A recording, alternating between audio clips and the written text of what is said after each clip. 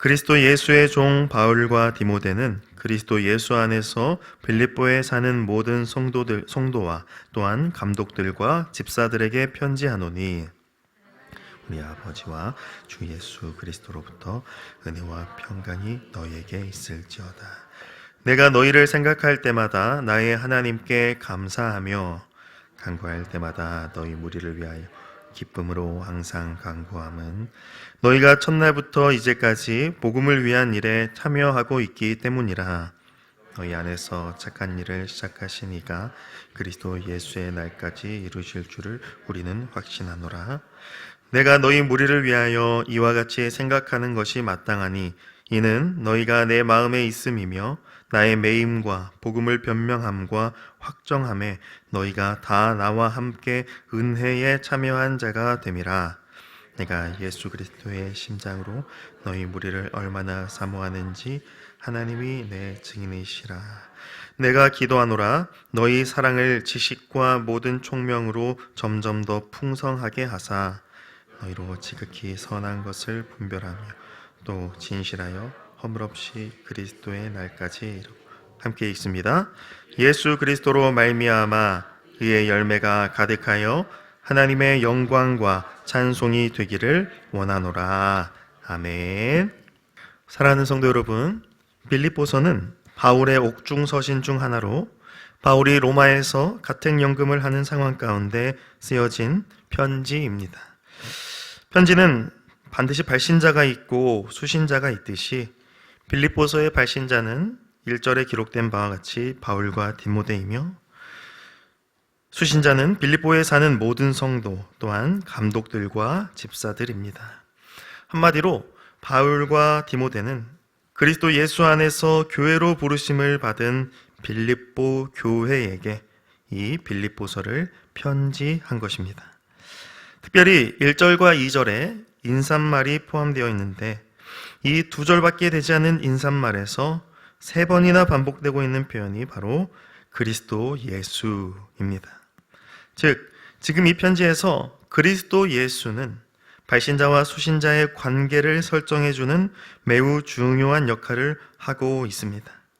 그리스도 예수가 없다면 바울과 디모데는 편지를 쓸 수 없고 또한 그리스도 예수가 없다면 빌립보 교회는 이 편지를 받을 수 없습니다. 반드시 그리스도 예수로 말미암아 발신자와 수신자가 하나로 연결되어 있기 때문에 이 빌립보서가 쓰여질 수 있고 또한 지금을 사는 교회인 우리에게까지 전해질 수 있는 것입니다. 그리스도 예수는 바울과 디모데가 이 빌립보서 편지를 기록하게 하신 분이십니다. 왜냐? 바울과 디모데는 자신들이 밝히는 바와 같이 그리스도 예수의 종이기 때문입니다. 종은 주인이 시키지 않은 일을 해서는 안 됩니다. 반드시 주인이 시키는 일을 하는 존재가 종이고 노예입니다. 예수 그리스도의 종이자 노예가 된 바울과 디모데는 예수 그리스도의 명령을 따라 이 빌립보 교회를 향하여 하나님의 말씀을 전하고 있는 겁니다. 따라서 우리는 이 빌립보서를 단지 인간 바울, 디모데 그들의 편지로서 받아들이는 것을 넘어 예수 그리스도의 말씀, 즉 하나님의 말씀으로 받아들이며 또한 고백하며 믿고 따라야 하는 것이죠.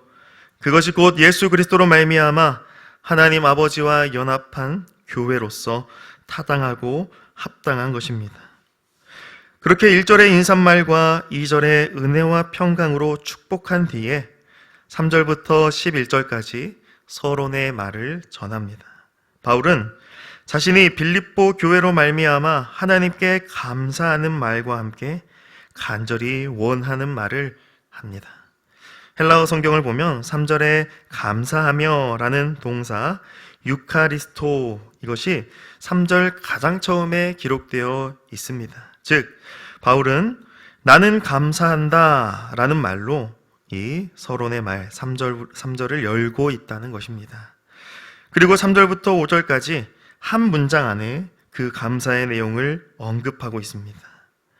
그 감사의 내용 안에 바울의 간구함이 있습니다. 즉 바울은 자신이 빌립보 교회를 생각할 때마다 감사할 뿐 아니라 그들을 위해 항상 기쁨으로 간구한다라는 것에 대하여 하나님께 감사하고 있습니다. 그리고 그 감사와 간구의 이유는 5절 말씀, 너희가 첫날부터 이제까지 복음을 위한 일에 참여하고 있기 때문이라고 합니다. 바울은 자신이 처음 빌립보 교회에 방문한 때와 시간이 흘러 지금에 와서까지 빌립보 교회가 복음을 위한 일에 참여하고 있다는 것으로 인하여 기쁨으로 그들을 위해 기도하고 하나님께 감사하고 있습니다.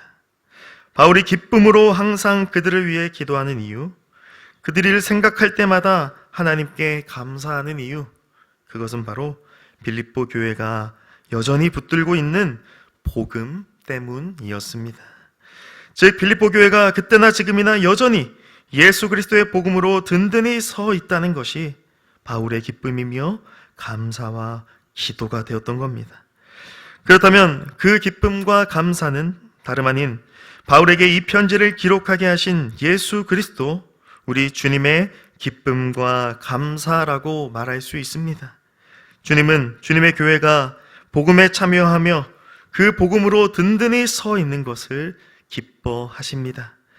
예수 그리스도의 이름에 사활을 걸고 거룩한 복음으로 무장되어 있는 교회를 주님께서 기뻐하신다는 말씀입니다. 그러므로 교회된 우리는 복음을 위한 일에 참여해야 합니다.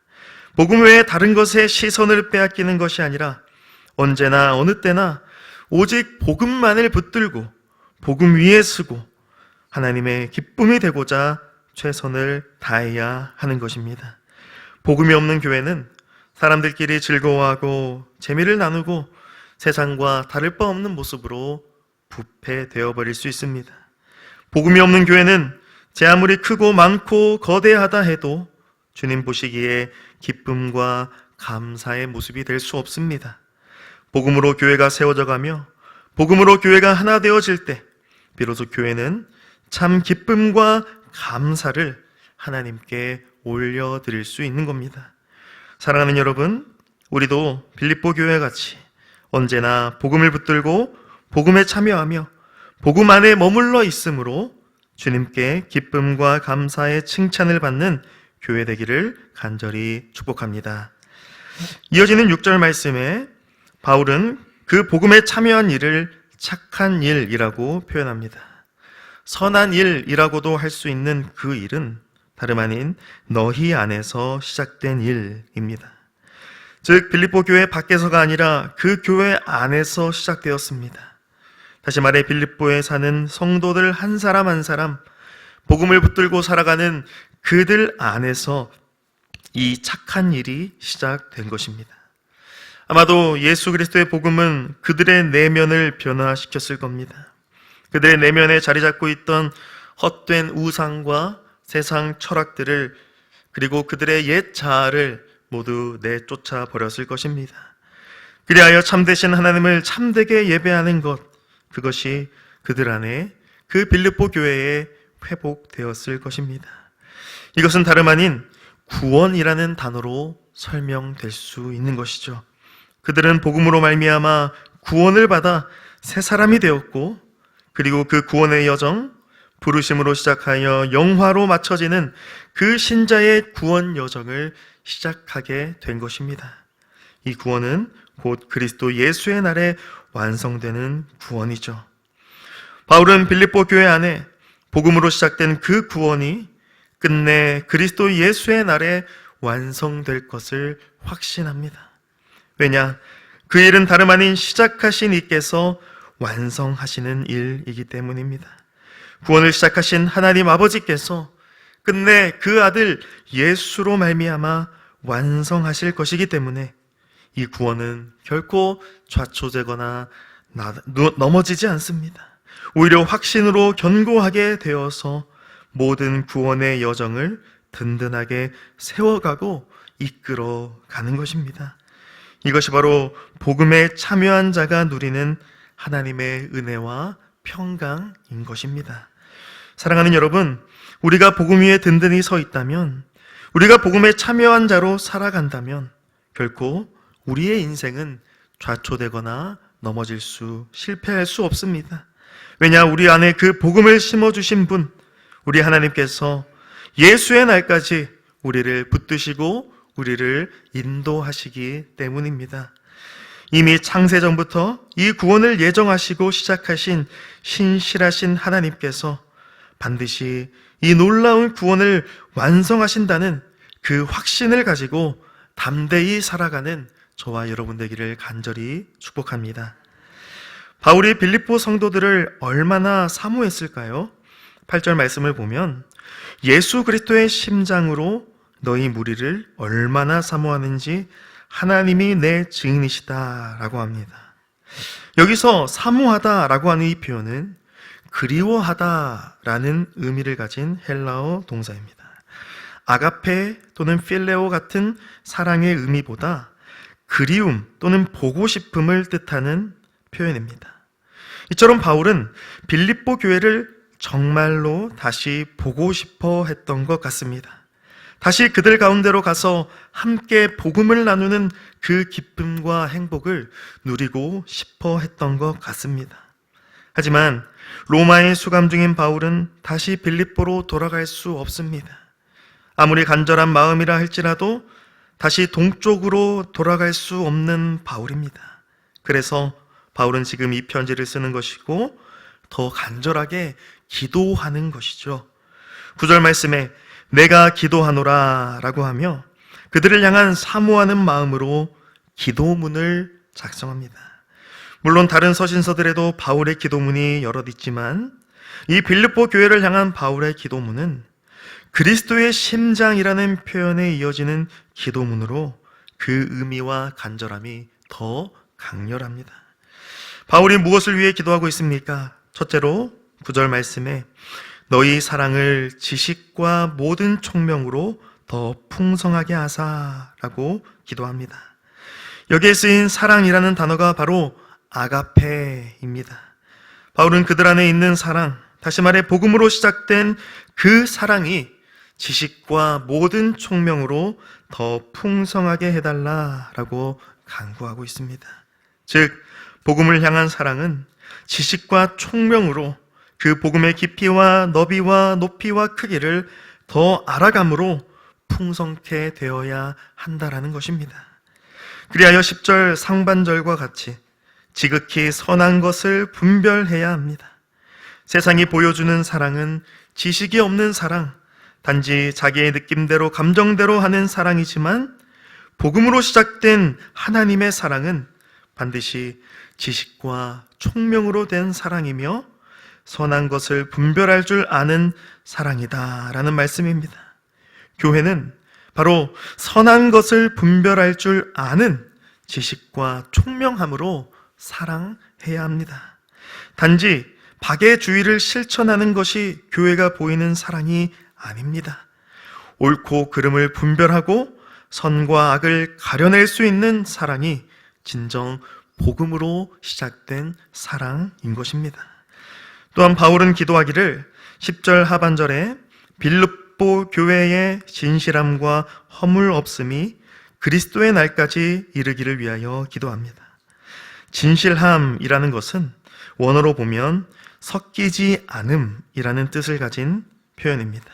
즉, 그들이 받아들였던 그 복음이 세상의 다른 헛된 것들과 섞이지 않도록 처음 받았던 그 복음을 지키고 그 복음으로서 거룩하게 서 있기를 간구하는 것이죠. 또한 허물 없이라고 하는 것은 거리낌 없이라는 뜻과 같습니다. 주님 앞에 서는 그날에 거리낌 없기를 위하여 지금 바울이 그들을 위해 기도하고 있는 것입니다. 그 결과 11절 말씀과 같이 예수 그리스도로 말미암아 의의 열매를 맺어 하나님 앞에 영광과 찬송이 되는 빌립보 교회 되기를 바울은 간절히 기도합니다. 이 바울의 기도는 다름 아닌 우리를 향한 하나님의 뜻과 하나님의 마음입니다.